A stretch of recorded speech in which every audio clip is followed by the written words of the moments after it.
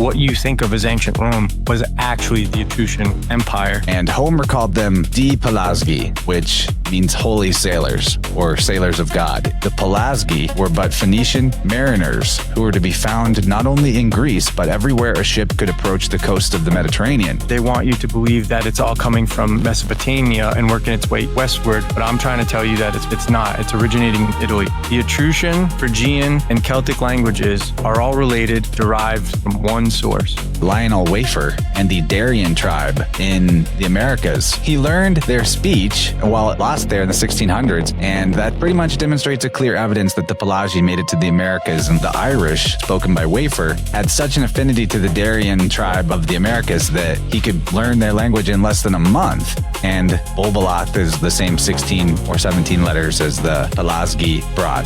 The ancient languages in Italy don't correspond to anything in the Orient. They're alien.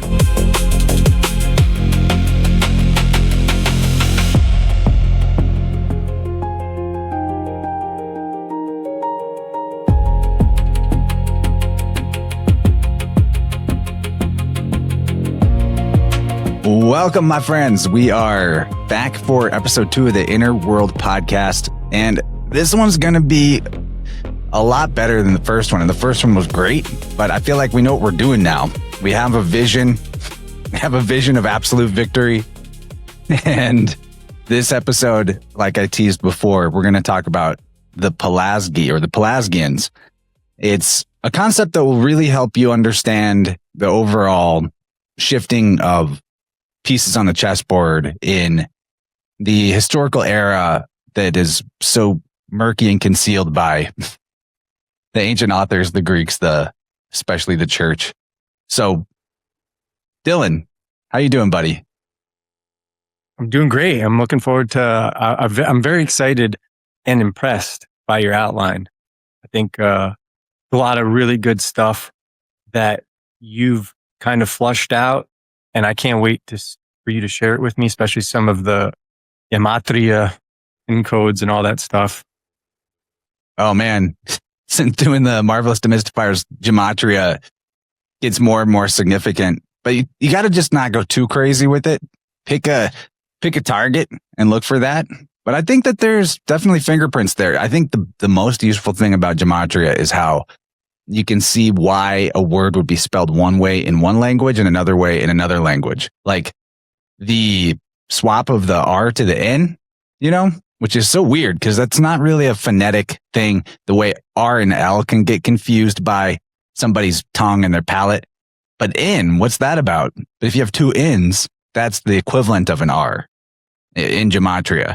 And two N's make the same sound as one N. So the fen versus the fray. You know what I mean? 608 both ways.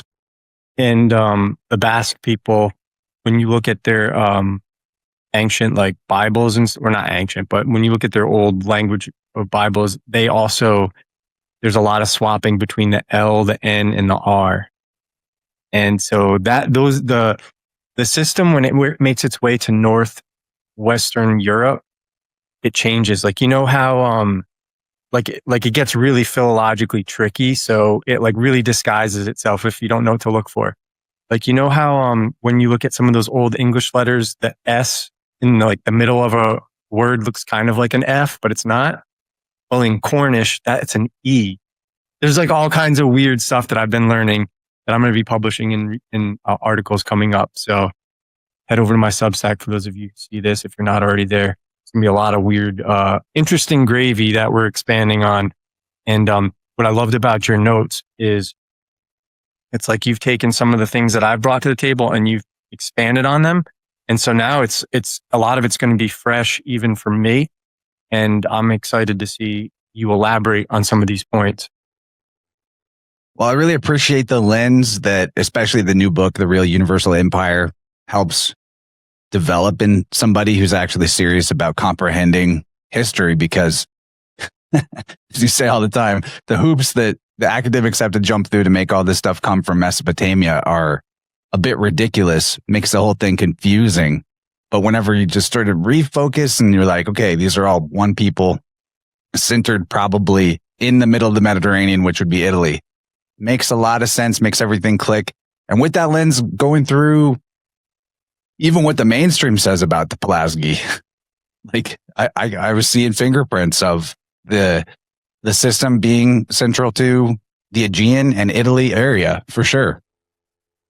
And even in your notes, there was stuff that I don't think I know, or if I came across it, I've long forgotten, because you got to remember, like the real Universal Empire, we kind of laid the foundation up for those of you who are new here. You'll want to dive into Chance's narrated this. So the Holy Sailors, it's an audiobook form as well. And Terminalia, it just came out on audiobook. And these are really great books that outline what we're going to be going into. And if we didn't have that framework, we wouldn't have been able to look at things differently. It's only when you see the bigger picture that you can start reorganizing your thoughts. And part of that is you have to be able to debunk forgeries. And there were certain forgeries that people debunked that also helped key us in on a lot of this stuff.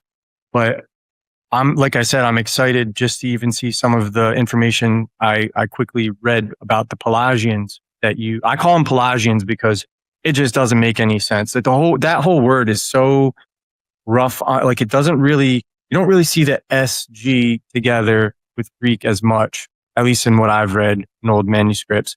And that G might be functioning as a C, which would kind of be giving it like that Pisces vibe, like the Pelagians. Like no, dude, it's the Bell Oskins. Bell Oskin. Yeah. And guess what? That Epiphany for me, people say Oskin, and I used to, but when I looked at it from like a Latin mindset, it's ocean, the ocean language. There it is. Yeah, I love that. This wasn't even in the notes, but as soon as you get this lens, it all the pieces fall together. So jumping into the outline, we'll just start by defining the Pelasgi as the Encyclopedia Britannica describes them.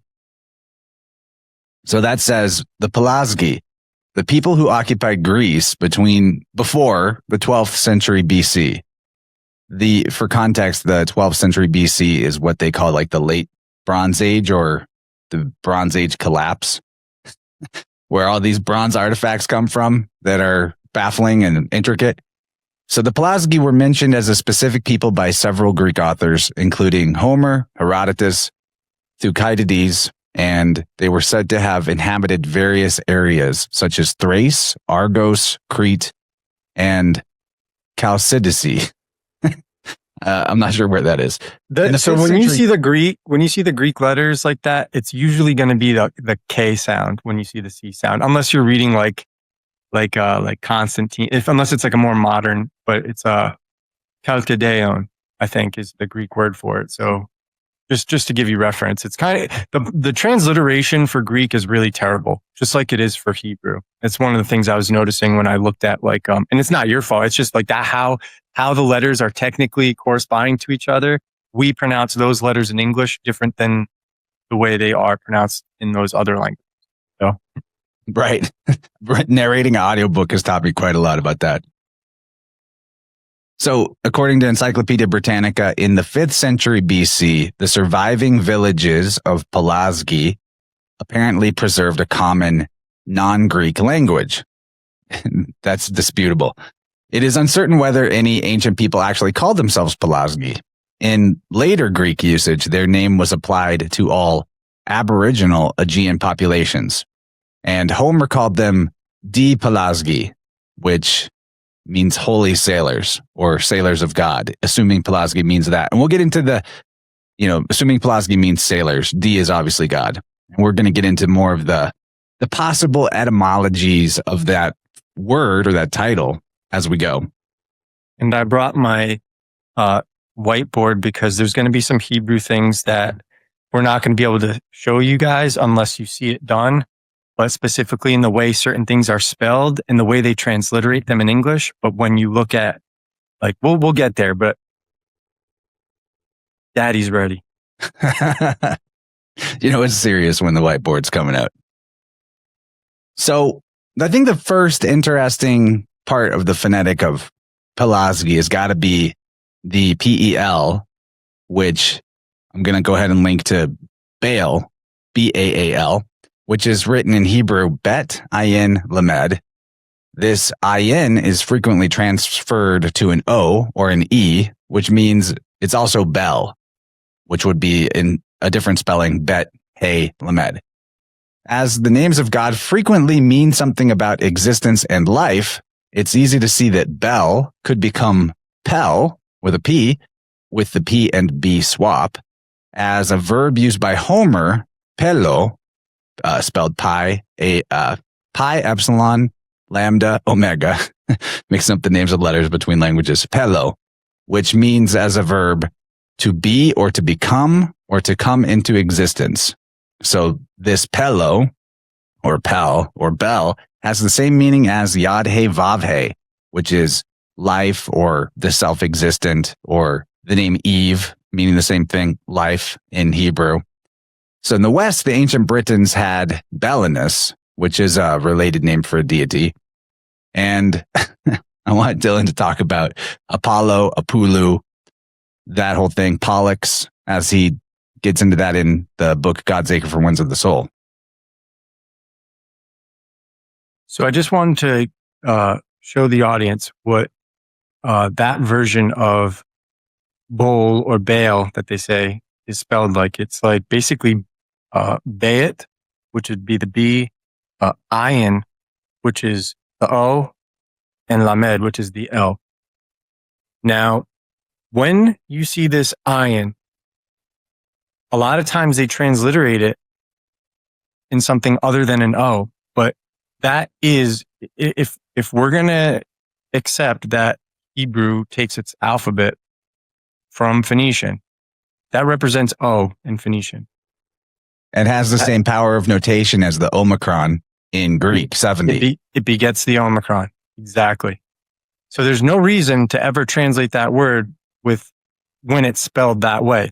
Now, in Chaldean or Aramaic, it's just the Bayet Lamed, the BL. So you can put in whatever you want there. But I just want to show people that so when they see this stuff, they can, it becomes like a forensic exercise when you're trying to figure out how are all these things interrelated or how are they changing? And it's because things are getting added and removed or omitted, etc. I just wanted to bring that out. Now, can you set me back up with what you wanted to talk about with a aplu or Apollo? Oh, yeah. Just talking about that phonetic of the bell or the pel in Apollo and Pollux. Yeah, so if you want, if you can bring up that slide with aplu, we can show people how it looks in Etruscan. But basically, it in the plate that we have, it's just spelled APLU, aplu. Sometimes you'll see people spell it with the U. Yeah, so if you were to see it on this plate, it'll be on the far left. It's the last letter, and people can always pause this and zoom in or whatever to really get it. But that's it. That's what it, and it's from right to left like Hebrew. Now, I think it's interesting because there's a region called Puglia, but it's prior to that, it used to be called Apulia in southeast, like the heel of Italy, of the boot, southeastern part. And one of the things about this word is you can see that's where either Apollo comes from or Aplu comes from Apollo. I make the case because just based on the general consensus among scholars that in my opinion are the best, have done the best work and are respectable. When languages add more vowels, that's an improvement. So it indicates youth rather than antiquity. And so when you see languages with less vowels, it's older. And what was the other? AP is also AB, which is going to indicate father. That's another thing to be mindful of, because the reason that letter P is so significant is that the Pelagians, at least as far as people are concerned in the past, are the ones who really started interchanging the B and the P. So that's just another thing to be aware of, because you'll see some parts of the world, the further east you go, you'll see that B, the B letter used.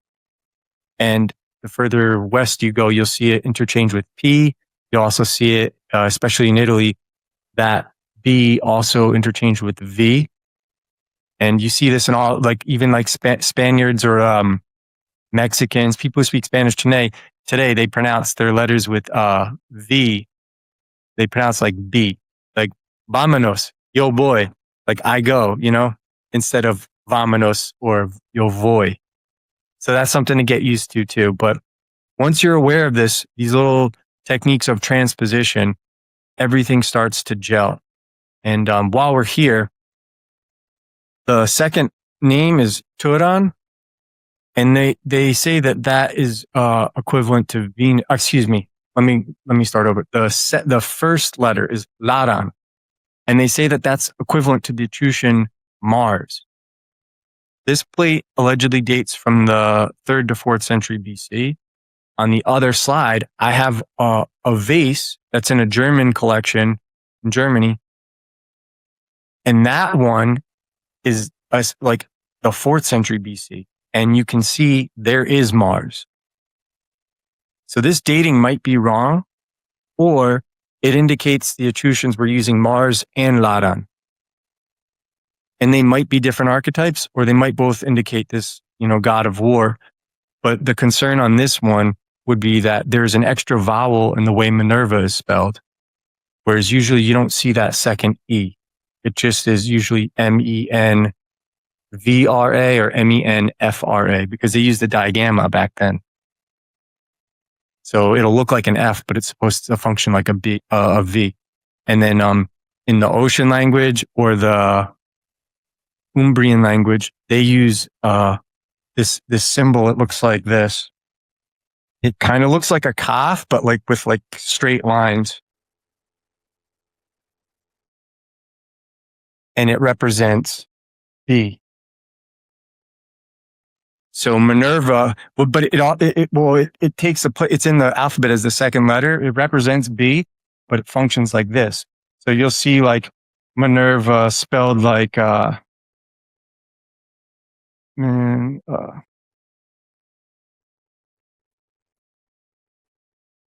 see Minerva spelled something weird like that, where it's MEN men or RBA. So it's really interesting. All these things, they all look different, but they're all coming from the same system. And once you get these little changes down, you can see it for yourself. So I'll let you jump in, and if you want to set me up for something because I didn't answer what you had in mind, you can take the glory for it. Well, you might have more to say about it, but Pollux is also another really important deity that has the POL, and and is exclusive. So this is very important. Pollux and Castor are exclusive to Etruria. They did not come from Egypt. There's none of this stuff. It's exclusively from Italy. Potuce or Peltuque or Polduge, like that C might have functioned like a G. And Castor. Now Castor is spelled with the K, so we definitely know that is it's spelled like this, and it's reversed, right? It's like going to be like something like Castor.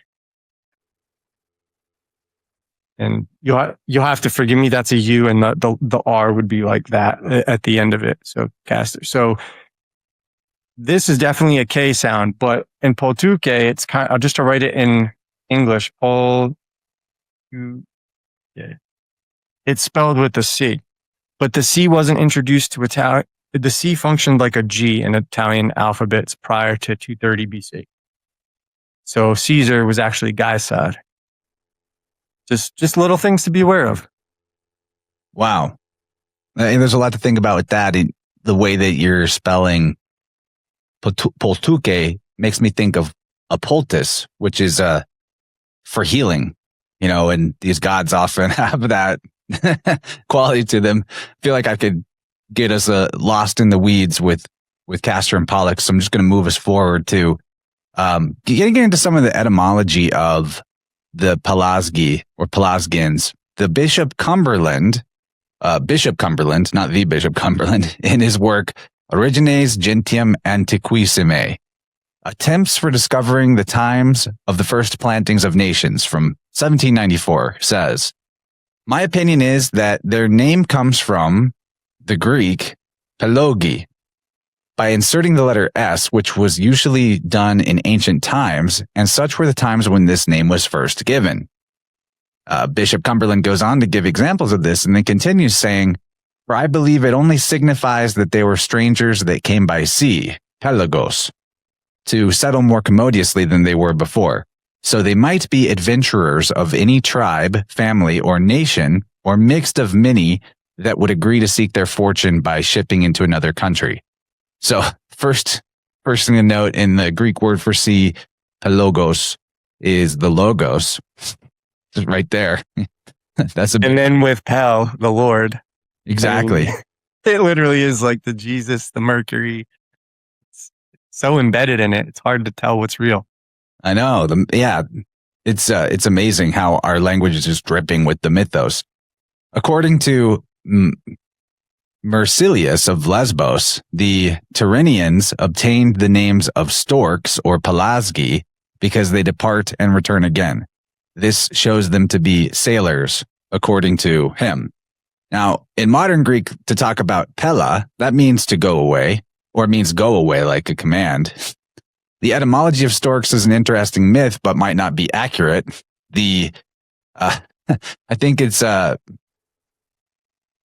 Aristophanes has a whole play making fun of the etymology of the storks by basically it's like a comedy that pokes fun at the Greeks' belief that they come from storks.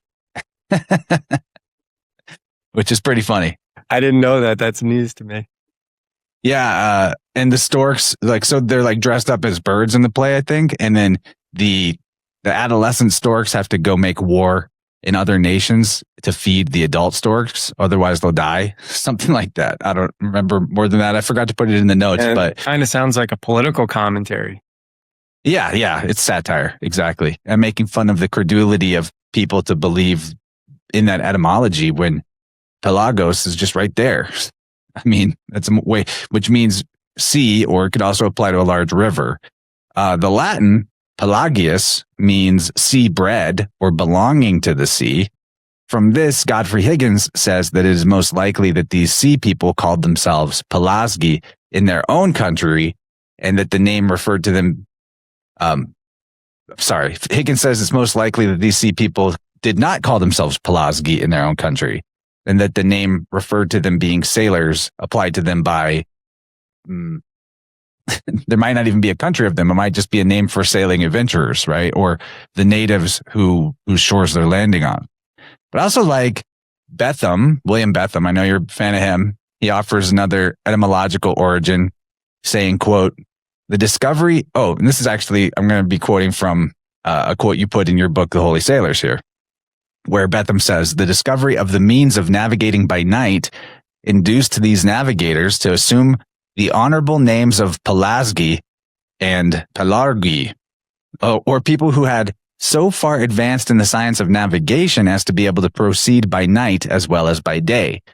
This discovery is celebrated in the Eugubian tables, in which, if the tables refer to Etruscan voyagers, they are called Puni or Phoenicians, and much exultation is expressed on the occasion of the wonderful discovery. Both words have the same import. Bi or bay, which is night, las is light, goi or gi, people, bella, day, are, steering, goi or gi, people, that is, navigators by night and day. The letter P is used in the more ancient tables for B, but it is scarcely necessary to make use of arguments where the analogy is so very close. The Pelasgi were but Phoenician mariners who were to be found not only in Greece, but everywhere a ship could approach the coast of the Mediterranean. Like the English of the present day, their operations were different in different localities. In some they had only factories, but where they found an eligible position and encouraging circumstances, they settled colonies, as in Italy, Gaul, and the British Isles. So, and for those listening or watching, those letters, those phonetics he was using, those radicals were Celtic. That's it. He was doing a Celtic etymology on the term. But yeah, that's a good point. That's the Celtic etymology attempt, which I think definitely has value. A little more possible etymology would be, according to this one was an interesting dig. I was looking for older Greek to English lexicons, and I found James Donegan from 1840, where he has the word pia or peia, which would be spelled pi epsilon alpha or pi epsilon iota alpha. And he's giving that as a name of Rhea, the consort of Saturn. And, the sound of the L can, and there's a lot of connection, especially the way how they talk and pronounce words between like the Greeks and the Spanish. If you've ever taken Spanish, the L can sometimes make like a Y sound. So this peia could be just a different way of pronouncing like Pella. And then you have, that's another word from the lexicon, peathron, which is a stream or a river, a current, the channel of a bed or a river. And in modern Spanish, the phrase la pela es las pela means money is money. That's an idiom because pela doesn't actually mean money in Spanish. I don't know why that idiom got to where it is, but as we go forward in the notes, we'll see that there's like a lot of connection to the idea of merchants. So pela and money in this particular fragment of speech kind of makes sense. You said las, but las would be plural. So la pela es la pela, not es las pela. I'm just slurping on my own saliva. I'm busting your balls. I get it. But the reason, no, there's no S. La pela es la pela. Yeah, the money is the money, right? Or money. So, but the S is right. Yeah. Yes.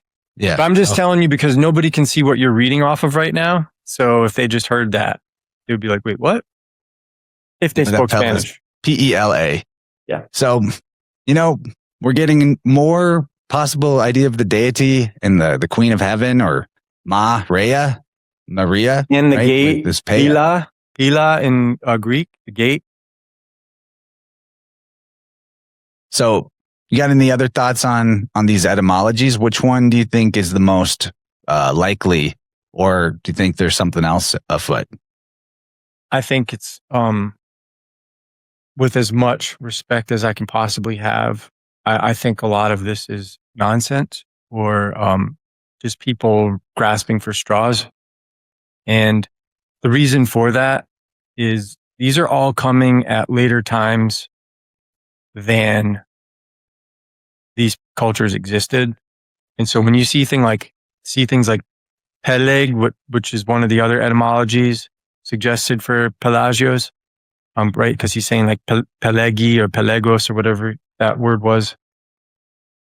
Well, like I said, the G wasn't introduced until 230 BC, which is at the end of these civilizations. So if they were called Pelagios or Pelasgos or Pelasgi, it wouldn't make sense for them to have been called that in the ancient world, unless it was just some weird, thing that was done in the East. But they wouldn't be called that anywhere in the Mediterranean that they had a present. Because that G, it's like a timeline thing, and this G is like, it indicates a time after them, whereas prior to them it wouldn't have been used, or excuse me, not prior to them. In the earlier times during their heyday, it wouldn't have been used like that. Even the Greek version of that is phalek, not peleg. So the biblical Greek, it's phalek. So what people are doing is English scholars are taking modern Hebrew transliterations and modern Greek transliterations a little bit too literally, and then they're grasping for straws, in my opinion. But I could be wrong. It's just how I see it right now.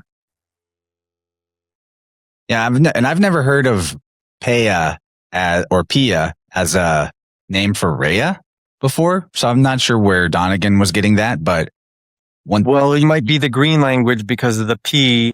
Exactly. In Greek, like that's the Greek rho. The Greek rho looks like the letter P in English.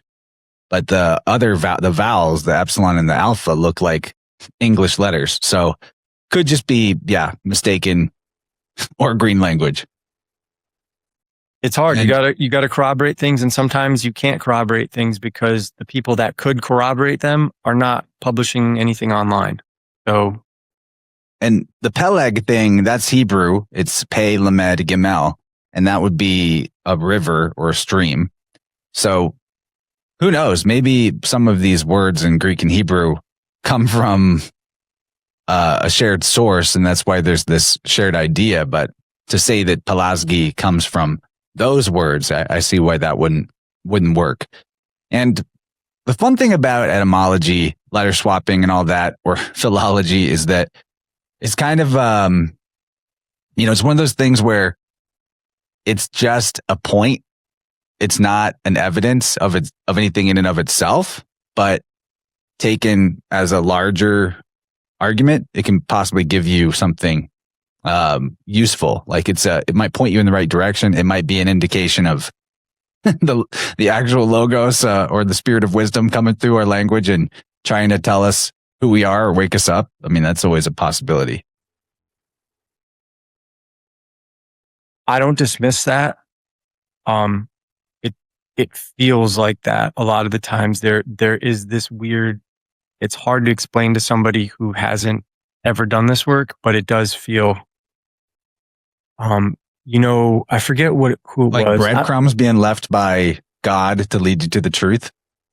Was it Michael Hoffman? Somebody on Crow said he calls them the book angels or something, the library angels, where it's like you'll be looking at like just weird things happen where it's like in the Bible,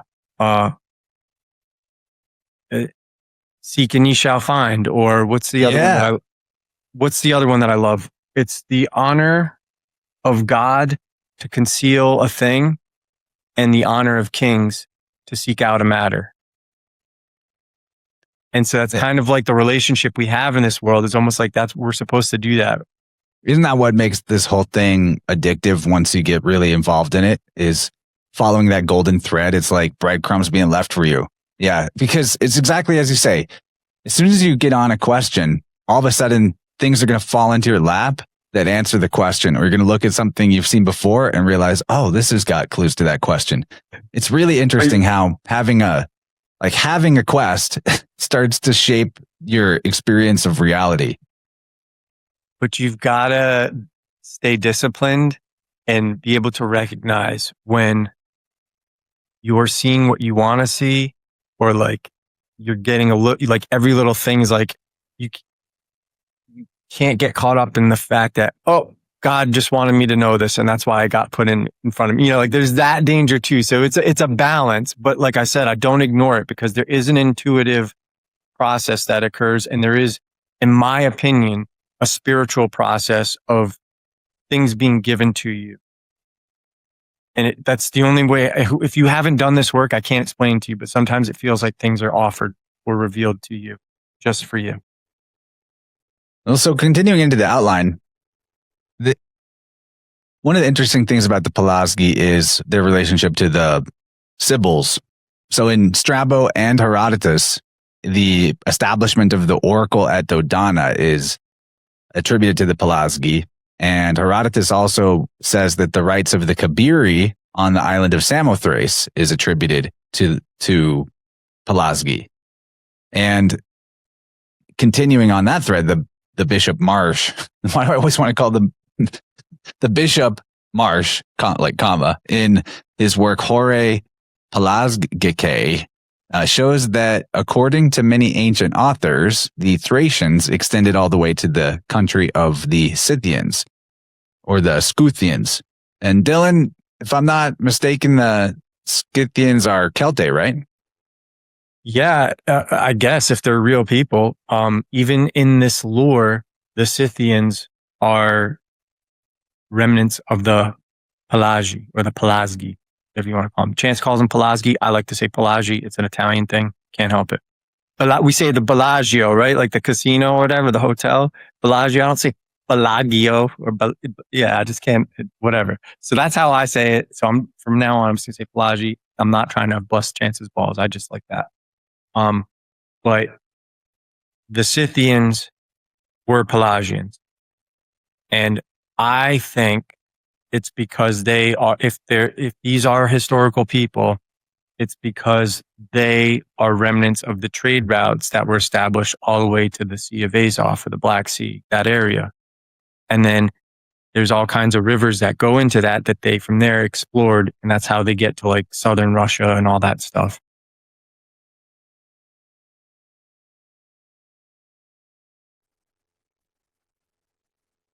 Seems like worthy time to even just bring up the Phoenician trade routes. Perfect. See, because I don't know about you, but even though I look at this stuff a lot, still sometimes hard for me to conceptualize how everything fits together without looking at a map. So can see this is where the Scythians are said to be, up here north of the Black Sea, like Dylan's saying.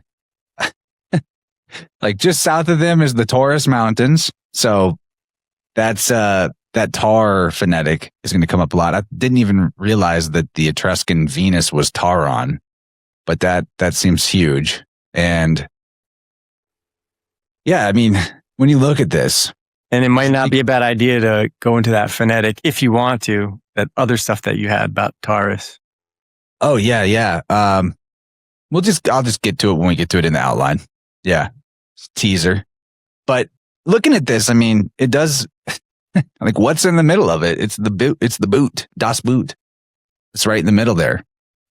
Also, the Thracians, this is what the Greeks called barbarians. Notice that with the P and the B and the L and the R, the bar is a pel. Allegedly, barbarians were just what Greeks called any non-Greek speakers, because this is I think it's a joke, but this is what everyone says, is that the non-Greek speakers sounded like they're just saying bar to the Greeks. But the Thracians, so that's just basically northeast of Greece, and they had priests called the Corybantes and the Curates, and the Italian Umbrians and Etruscans also had Curates for priests. And Higgins admits that the Pelasgi are equally to be found in Italy as in Greece. So before we talk more about the Pelasgians and the Grecians, I wanted you to maybe unpack a little bit about some of their other, one of their other names, potentially, the Tyrrhenians. And then I'll get into the tar. I'll just move that up in my outline. I want to read something to you. This was actually because you leave that map up, because I want people to see this. This was one of the quotes that I came across. That was the Checkmate. That was like, it was just, I just learned everything was, it was the giant resolution for me. It was in Latin, but when you translate it, it said the Etruscan, Phrygian, and Celtic languages are all related, derived from one source. And I put that in the chapter one source in this book. So that's it. And the Phrygians, that would be basically modern day Turkey. Right. But look at where they are, right north of the Taurus Mountains. Like you see it, all of these languages, they're coming from the one source. And if you look at the historical record, they want you to believe that it's all coming from Mesopotamia and working its way westward. But I'm trying to tell you that it's not. It's originating in Italy. That's what it looks like to me, because the Celtic people don't look like the people over there. And the word Arab means mixed, just so people don't understand that. Arab comes from Aramaic. It means mixed. So the Arab people didn't exist back then. That's what made them, is the mixing of the Celtic and the Indian people. Even that one with the P and the B and the L and the R, you do Arab backwards and it's Pella again. Oddly enough. Or Bella. Or Bala. It's pretty replete. But Dylan, do you want to talk about what you said about the Tyrrhenians in the new book at all? I mean, it's such a broad question. Yeah, it is. I don't know what you're trying to pull out of me. Well, just like, where does the name Turanian come from? Let's just go with that. Because this is a name that is often called to the Phoenicians are often called this. Yeah. Well, to be honest, I don't think we know for sure, but some of the accounts say it comes from terces, which means towers. And they said they were called Turanians based on, and it's actually, it's another one of those Greek transliterations, the eta. You know how like in thelema, or it's actually thelema, but if you have a Latin mindset, you want to say thelema, you want to say Turanians, but it's actually Tyrrhenians. So I have to, constantly think about that. But it is named after they built towers and structures that they used as forts, and so that's what they were called. That I don't know if that's true or not. That's what's in the historical record, as some people suppose. And the interesting root of it, though, is going to be Tyr. But when we look at Tyr, they'll say this is a transliteration problem, where they'll say the capital of Phoenicia was Tyr, but if you actually look at it, it's Sadi Resh in Phoenician. And what is it? It's something like this. It's something, it looks like it's weird, but it literally just signifies TSR.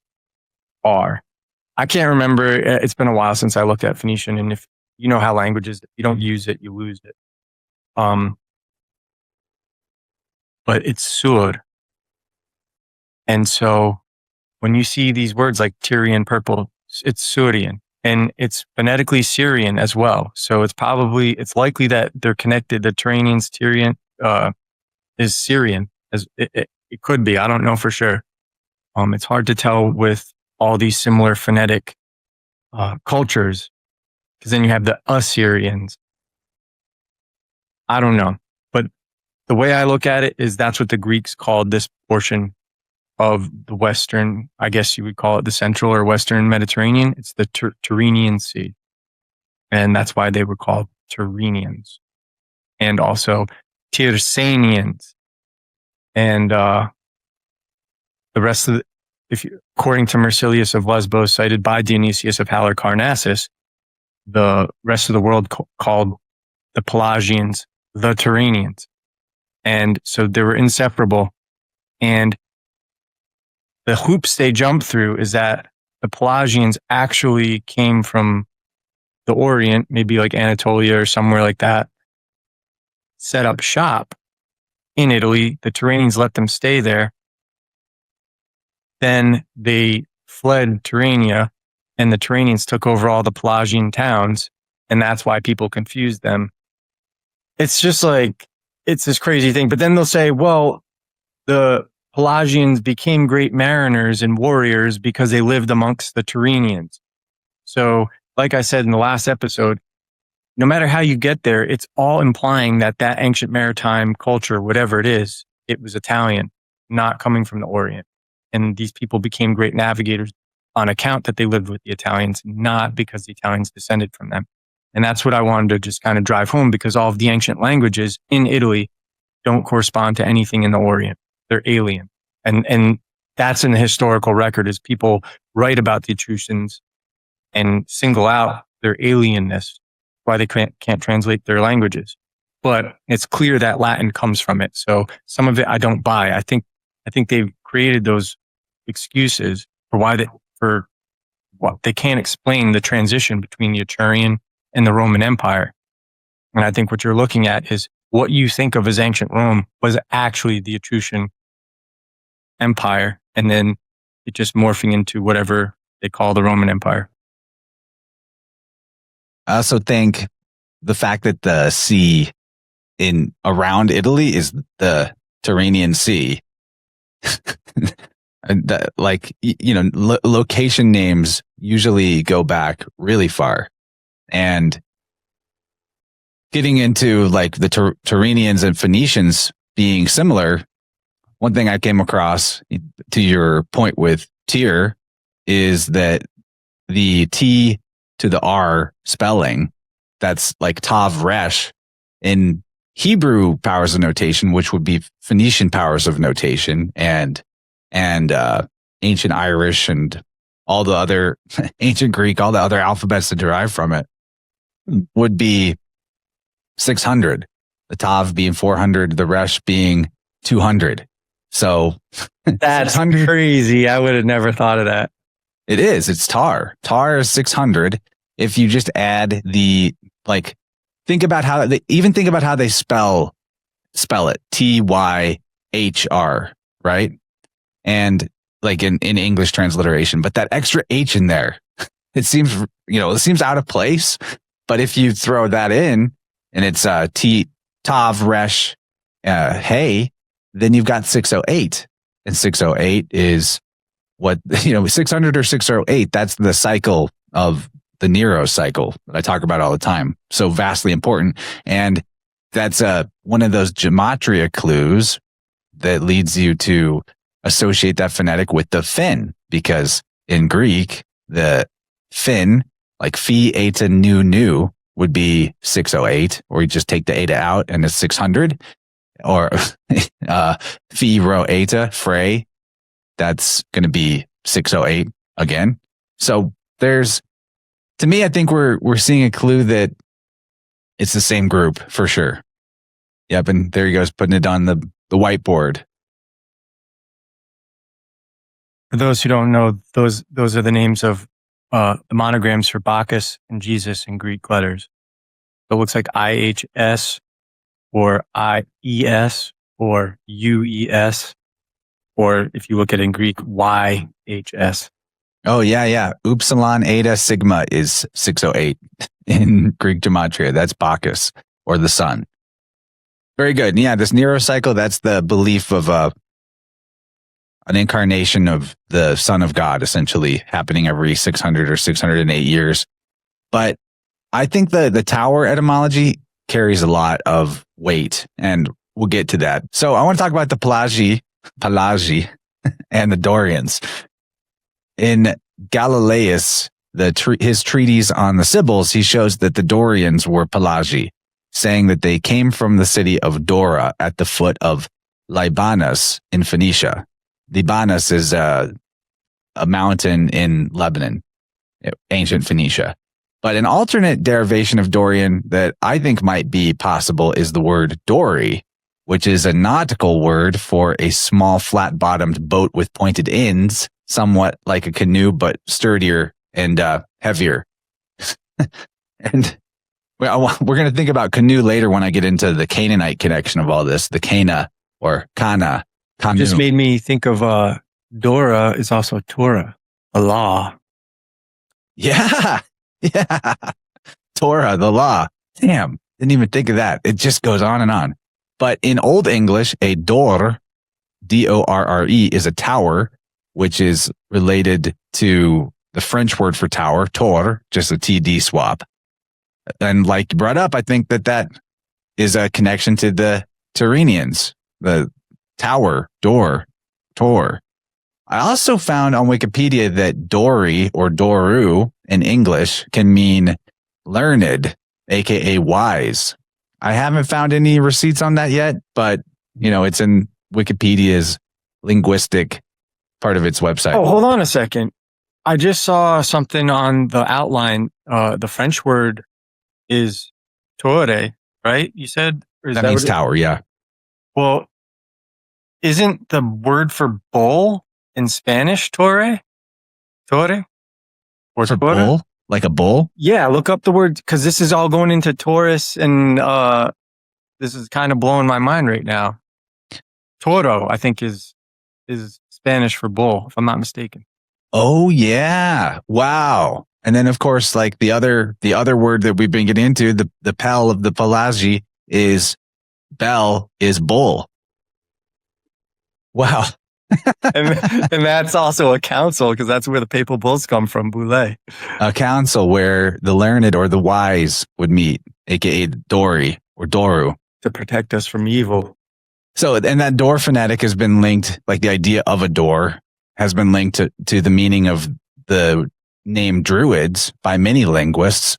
But getting back to the Mount Libanus in Lebanon, Herodotus says the people of Libanus, which is Phoenicia, were called Daro Derogesioi.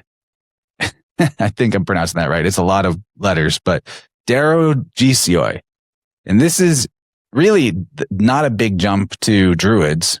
Deroge, druid, especially near as well to the Trusci, which is the priests of the Etruscan. That was something I'd never seen before. That I think you're onto something with the Tusci, and because like you'll see like sometimes Tusci means Etruscans, plural, whereas if you see it like just singular, it's Tucius. But you got to remember to disregard the terminations. These are all unique to the languages. You just have that Tush, T-U-S-C or whatever, and just keeping in mind that D and T interchange, it's really close to True, Tush, Druid. There might be something there. There might be something there. And then going on, the French word Dori means gilded, and Latin has the word diaro, meaning to gild, which is composed of de and aro, which is basically like saying golden god. The audio. Yeah. Also, you have the Greek word Dori or Doru, which is a wood tree. That upsilon is like a Dori. Yeah, it's going to be like a Latin I, not a U. That Dori. Yeah. According to Herodotus, the Pelagi spoke the Doric dialect of Greek. And what I think is the most fascinating connection of all, which I'm glad that your book Terminalia really brings out his accounts, is Lionel Wafer and the Darien tribe in the Americas. He learned their speech while lost there in the 1600s. He got left behind. And that pretty much demonstrates a clear evidence that the Pelagi made it to the Americas and left at least one colony, because the ancient Bolbalath of the Irish that descended into the Highland language spoken by Wafer had such an affinity to the Darien tribe of the Americas that he could learn their language in less than a month. And Bolbalath is the same 16 or 17 letters as the Pelasgi brought. So there's a big there. Well, I also want to jump in because that root of druid, I think some have put it as like an oak tree, like Drio or something. But if you look at it in like Cornish, when they transliterate it, I think they transliterate it's functioning like an omega. So in lowercase, it looks like a W when they spell it out in English. So it would look like DRYW. But I think that Y is like the upsilon, which would function like a Latin I, and that omega is like an O. So it's like Drio for like seer and other stuff in like Cornish and other languages. And I was just doing a peripheral search, but I think there's also something there with like prophecy and oak trees.